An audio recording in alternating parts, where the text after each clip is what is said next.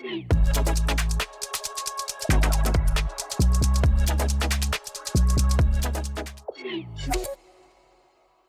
everyone. Welcome to our podcast channel. Today, I have Matt Leone. He is the new CEO of DriveCentric, the leading CRM platform in automotive retail. And today, we want to just uncover some of those observations that a new leader has in his first 100 days and to learn a little bit what's on his radar for product improvement, integrations, and partnerships in automotive retail. Matt, welcome to the show. Great to be here, Brian. Thanks.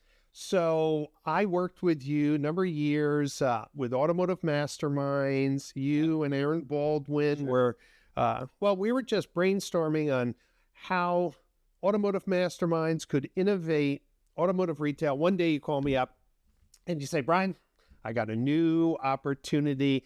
And I was like, what could it be? What could have attracted him away from a great opportunity, great organization?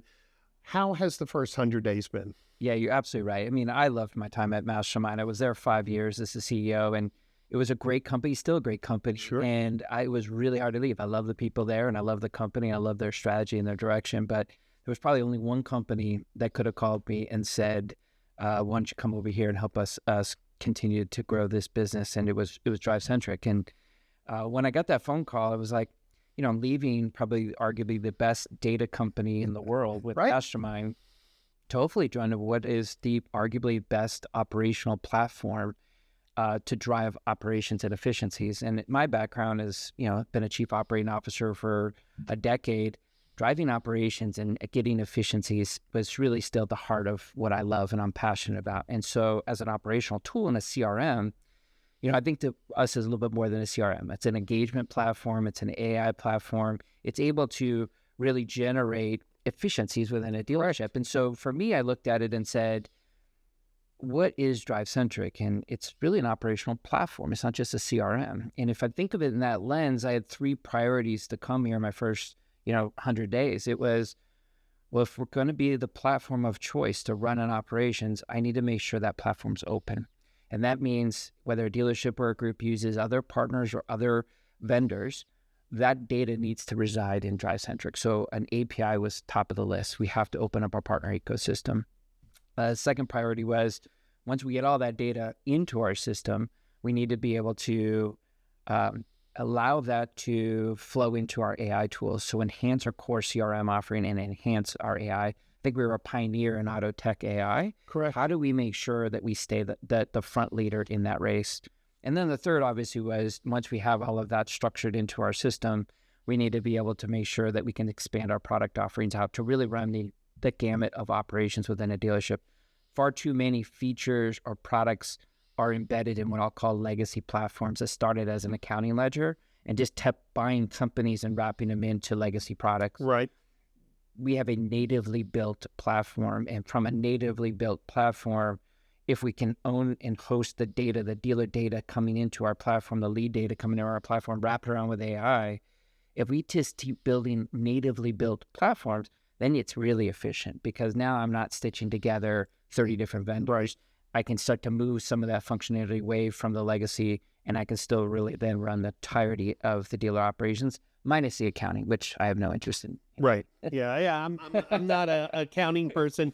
For the vendors and dealers who are listening, I mean, your first point must have gotten their radar going. Did Matt say API? I don't work day to day with CRMs. My brother Glenn goes around the country helping dealers with their sales process and moving the needle. And I've been focused on CDP, and the ADF XML is a killer. It's brain damage, moving data around. APIs are the way to do it. But people have always said, if DriveCentric just had an API, life would be great. So this is great news. And I'm sure you probably have been flooded with companies that want to integrate. Just so you set the record, this is not turn on a switch, mad dash to 100 integrations in 30 days. There's going to be a process. How are you trying to prioritize the integrations? Is it based on dealer utilization, dealer group needs? What's kind of going on? It's a great question. And I did my due diligence before I came to DriveCentric, and I did my homework. But I knew about DriveCentric from, my times at Automotive Mastermind, and we tried really hard to integrate with them. So as a vendor trying to integrate with DriveCentric, I know what that was like. And, I talked to the founders who are big advocates and supporters of mine. They're still advisors and still very deeply involved in the business. When you're building a native product, you really are heads down focused to build a startup company. And part of that is I can't be distracted because you have to build the world's best tool. Yes. And in order to do that, all of the other noise becomes noise. And so as we were building out this product and the founders were kind of building this out, they knew eventually they had to build this out into an ecosystem. But I'm thankful that they chose the path that they did, because I arguably would say we have the best operational CRM engagement platform that's modern built out there. And if they had been bogged down and distracted with all this other stuff, probably would have never got to where we're at now. And now it's just the next chapter in the right time. It's not just because I came here. I think the entire company realizes what we have to do. It starts to answer your question of, do we take the route of traditional auto tech vendors out there that are charging for access to that data? Well, arguably, it's not even our data. It's the dealer's data. And we have this view within DriveCentric of we are the honorary hosts of that dealer data, and we want to enrich and cleanse it with third-party data and auto data and household data. We want the vehicle data coming in there, combined with that first-party and perhaps even zero-party consumer data, and we'll host that data. As much lead data as possible to come in is my top priority. Great. Every lead in the world should be coming into DriveCentric. And so if you're an auto tech partner out there, we will get to you as fast as possible, but that is 100% top priority. The second priority then is we have to be able to strategically look at how do we make sure that data can come back out for all the different bolt-on systems that are out there. That's a little bit more of a dicey question, because we obviously feed to the credit bureaus. We feed back into the DMS. We already have that. Our data is flowing out to the OEMs for lead data. But there's so many other tools out there in the partner ecosystem that somewhat compete with our tools, right? Yeah. We're an AI pioneer. And what we really want to own is that engagement process from once a lead is identified to desk. And if we can own that dealer's operations, whether it's F&I, service, sales and marketing, we want to be able to run the engagement part of that. But we're not going to get into other channels. We're not going to own the website. Those are leads that need to come in. We're not going to own, for example, what an agency specializes the marketing in stuff. We're not going to own that. And so having that as our second priority is picking the vendors to be able to say our data is flowing out where our customers want us to have the data flowed out, and then we can control the engagement part in the middle, I think is a perfect world. How we're going to stack rank the prioritization, because you're right, the floodgates have opened. Yeah. And I want them to come open. Yes. We want to get to all of you. It's just going to take a little bit of time to sequence it. For the dealers listening in, I want you to understand this is a strategic move. Behind the scenes, before you became CEO, DriveCentric and some of their largest customers had been working on data projects. I think you're absolutely right. DriveCentric was heads down. We know a number of companies, we've talked about this privately, who have said yes to everyone and they've gotten nowhere, right? And so in that context, I think that by heads down, focusing on building market share, which DriveCentric has done in a very competitive marketplace, in a tech stack that dealers don't like to change very often, DriveCentric made dealers want to change.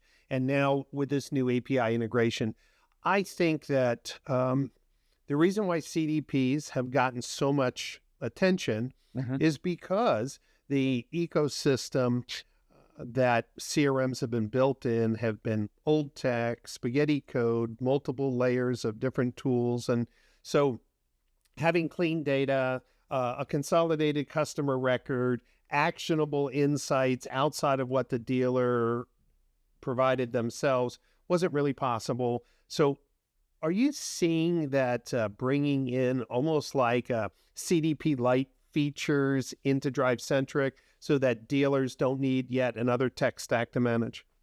Yeah, 100%. I think these worlds are going to collide at some point, and that some point is in the relatively near future, which is there are a lot of tech vendors out there, and I've done a lot of business cases with a lot of groups where we've looked at their entirety of their tech stack.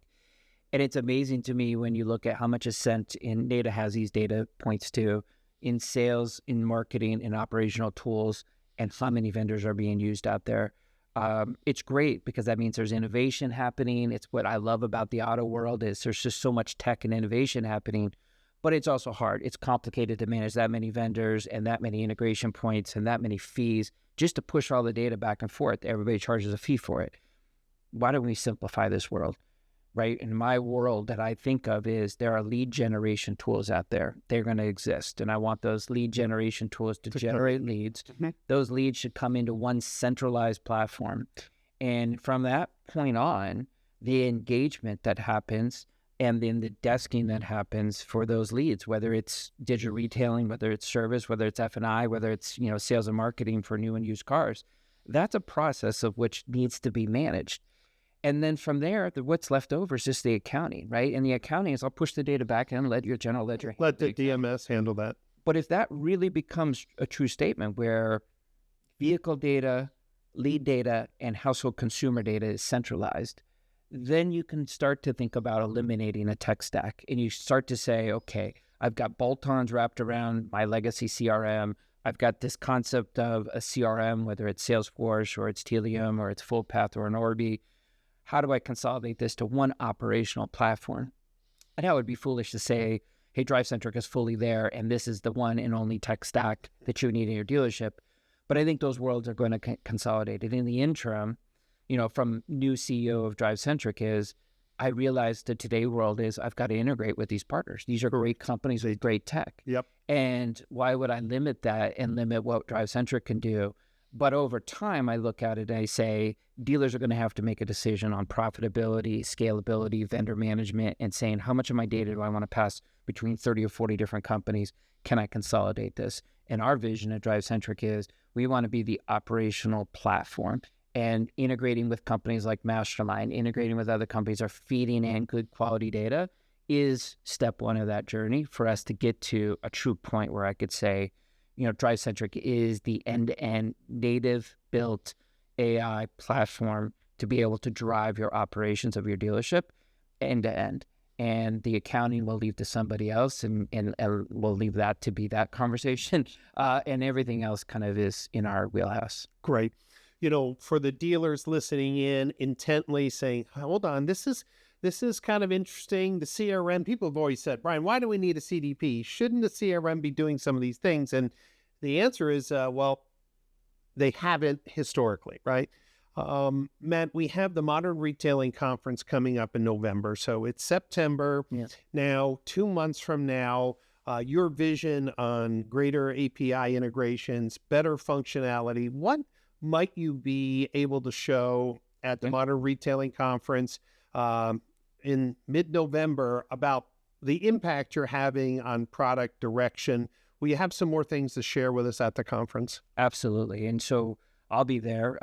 Thank you for allowing us to sponsor that event. And I'm excited to talk at it because as I'll be about 100 days as CEO of DriveCentric at that point. And my vision was open up DriveCentric so that we can get the data in, fuel our CRM so we can invest in the core. And I think a lot of people that saw some of the investment that went into DriveCentric, was it the founder-led sort of scrappy company that got to the market share it did, going to go away. And I really want people to walk away from the conference knowing, hey, this is a company that's still innovating. This is a company that's investing and doubling down on their investments. And this is a company starting to open up to really own the totality of, and there's, a new company that's out there that's sort of using the concept of a natively built platform. And I look at them as the perfect example of a promise to the market that may not have been fully fulfilled yet, but it's the right path to go down. And I look at OEM tech stacks that are out there. I look at, auto tech partners are out there and say, there's all just one big ecosystem. And how do we make sure that we can all work together somewhat efficiently and effectively? And if you've got a really good operational tool, you got to take away the mindset of it's a CRM platform. So at the conference, what I'm hoping people can take away from is, because even when I came into DriveCentric, I questioned, is CRM even still relevant? Right. Is is that still something needed in the world. And I think because of AI, it actually has become the most critical system, mission critical in your dealership. Right. And it's not workflow and reporting and the traditional things the CRM was meant for. It's really because the CRM is your end-to-end operational system for mission critical things outside of accounting. And if we can get people at the conference to hear that, I think what they'll see is examples, concrete examples of where we're opening up the API, where new data that's enriched and cleansed are going to get flown in, and why it's going to benefit a dealership by making the AI smarter, more efficient, more effective, so people can get onto that concept of efficiency using AI in a safe, trustable way. And that's what I'm hoping they take away from. You know, dealers who are DriveCentric customers or maybe shopping for a CRM, I want you to lean in for a moment, because the vision that Matt just shared is aligned with my vision that dealers need clean data, actionable insight outside of their own data set to train AI on the next best action, the next best offer, the best path to increase lifetime value and retention. And through data partnerships, that's possible if the CRM really transform into a retail communication platform where it touches all aspects of the customer journey, both in sales and service. So I want to encourage dealers, stay tuned, watch the announcements from DriveCentric as they come out, but get yourself a ticket to the Modern Retailing Conference, November 16th, 17th, and 18th in Palm Beach. And here's the reason why. Matt and the team will be there with examples of the new API integrations, a path forward. If you're a tech company, this is a good time also to see the promises being delivered, because obviously people can talk the talk, but actually delivering innovation is what we talk about at the Modern Retailing Conference. And well, this is a breath of fresh air because dealers have said CRMs primarily have not evolved past the core functionality of lead management, some basic workflows.